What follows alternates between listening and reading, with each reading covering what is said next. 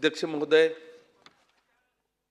प्रथम मी या महाराष्ट्र राज्याचे कृषी मंत्री दत्ता मामा भरणे साहेब यांचं मनापासून स्वागत करतो।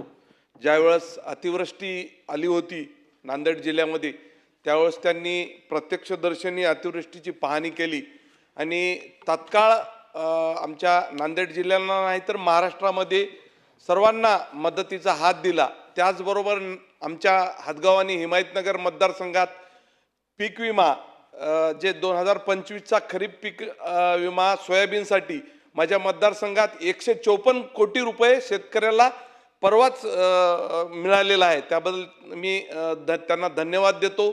त्याचबरोबर अध्यक्ष महोदय,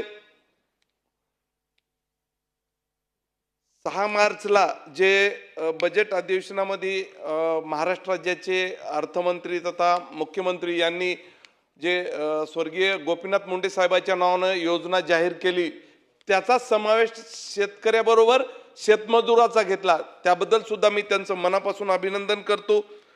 त्याचबरोबर मी एक अध्यक्ष महोदय कृषी मंत्री महोदयांना विनंती करतो की सध्या कर्करोगाचं प्रमाण एवढ्या मोठ्या प्रमाणामध्ये महाराष्ट्रात देशात वाढलेलं आहे।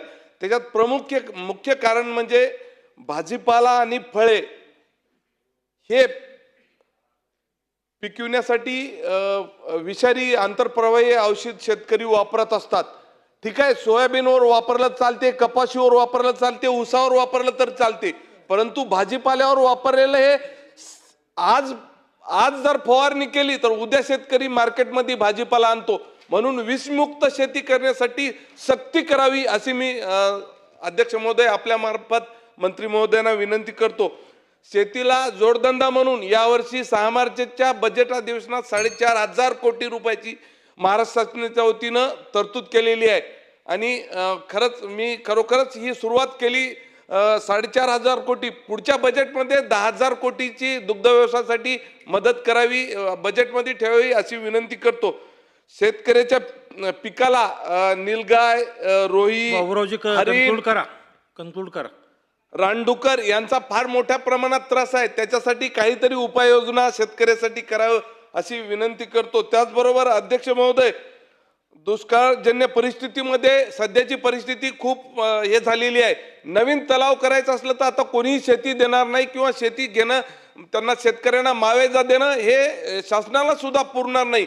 ह्याच्यासाठी जुने जे महसुली तलाव असतो, गाव तलाव असो किंवा इतर मोठे तलाव असो, ह्याच्यासाठी आत्ता गाळ काढण्याचं काम जरी चालू केलं आणि जास्तीत जास्त JCB द्वारे किंवा यंत्राद्वारे गाळ काढला तर त्या तलावामध्ये भरपूर पाणी साठून पुढच्या वर्षीसाठी उपयोगात येईल अशी मी आपल्या मार्फत विनंती करतो। त्याचबरोबर नवीन संकरित वाहन देण्याची खूप गरज आहे। अध्यक्ष महोदय, लाईट बिलाच्या संदर्भात शेतकऱ्यांना जवळजवळ 24,000 कोटीची बजेटमध्ये तरतूद केली। कवेनं भरणारे महावितरणकडे आपण वन टाइम महाराष्ट्र शासन एवढ्या मोठ्या प्रमाणात लाईट बिल भरायला, परंतु अध्यक्ष महोदय 8 तासाच्या ऐवजी आता 6 तास लाईट भेटते आणि ते सुद्धा अखंडित। एवढ्या वेळेस लपंडाव होते लाईटचा की अध्यक्ष महोदय त्या 24 तासामध्ये जेवढा वेळ लाईट खंडित व्हायली, जेवढा वेळ वीज गायब व्हायली, तेवढा वीज 24 तासात पुन्हा लाईट देण्यासाठी त्यांना सक्ती करावे।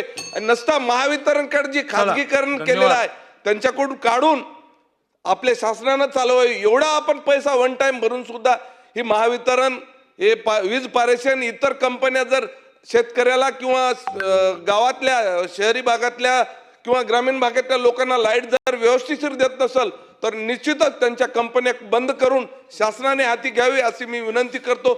अध्यक्ष महोदय, 293च्या प्रस्तावावर चर्चा करण्यासाठी मला भाग घेऊन आपण बोलण्याची संधी दिली त्याबद्दल धन्यवाद।